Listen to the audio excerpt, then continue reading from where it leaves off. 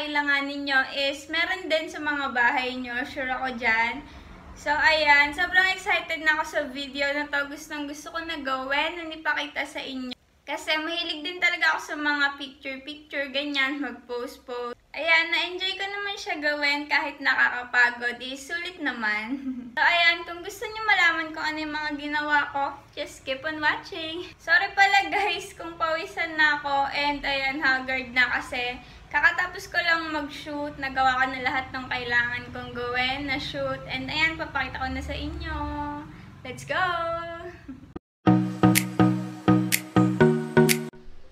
First, kailangan nyo ng magazine. Ayan.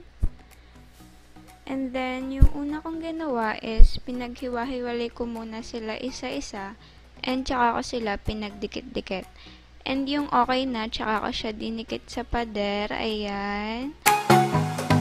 Okay lang kahit hindi pantay-pantay yung sa gilid. Basta yung sa gitna is kasya na kayo. Okay na yon. Since maliit lang naman ako, ayan, maliit lang din yung ginawa ko. Basta sakto lang sa akin. Sa taas lang yung nilagyan ko ng maraming tape. And sa mga baba, onti na lang. Tsaka sa gilid. Then, ayan, sinukat ko kung kasya ako. Okay naman na siya. Okay na. Ayan, ang init.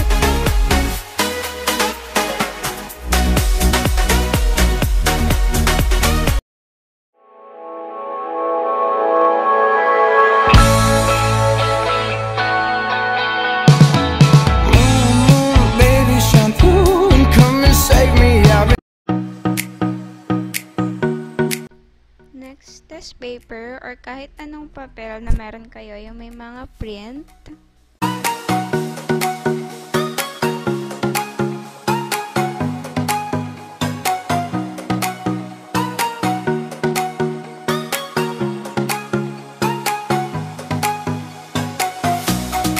After that, pag nagupit nyo na isa-isa, ayan, hilahin nyo na lang sila para magkaroon ng butas effect dyan sa gitna.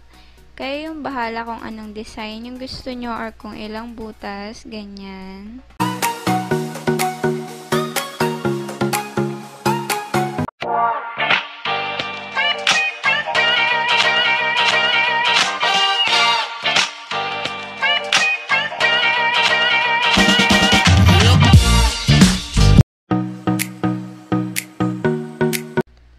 Next, curtain or kahit anong tela na gusto nyo.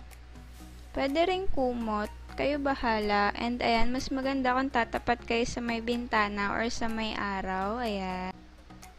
Ganyan yung magiging itsura nyo. Nakakahiya, pero okay lang yan, girl.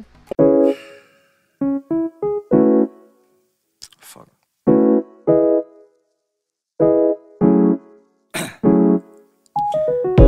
Down, yeah.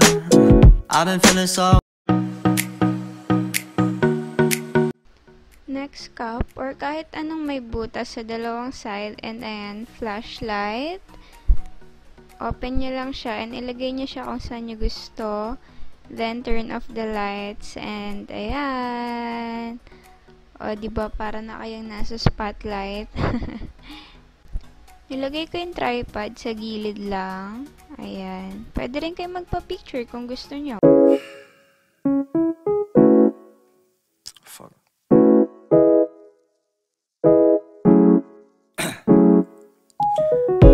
Down, yeah.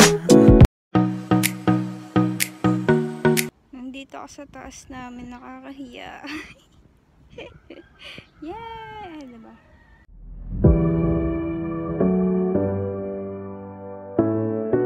Kung gusto nyo kakaiba, pwede kayo gumamit ng cotton. Ayan, para kayo nasa ulap.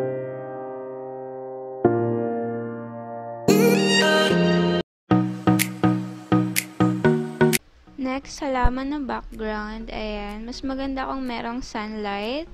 And kung nasa labas kayo, ayan, kita yung sky. Fuck.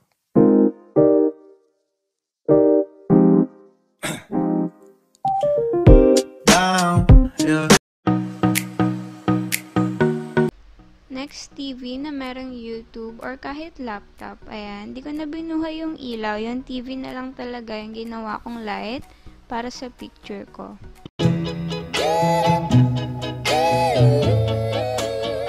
And yun lang guys!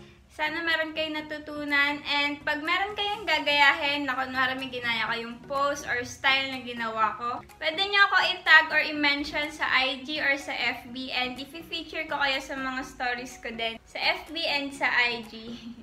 So yun lang guys, comment down kung gusto nyo ng part 2 nito kasi natutuwa talaga ako gawin siya kahit mahirap and nakakapagod. Ayun, nakakatuwa. Yun lang guys, thank you! Please like, comment, and subscribe! Hit mo na rin yung notification bell para lagi kang ma-notify tuwing meron akong bagong video.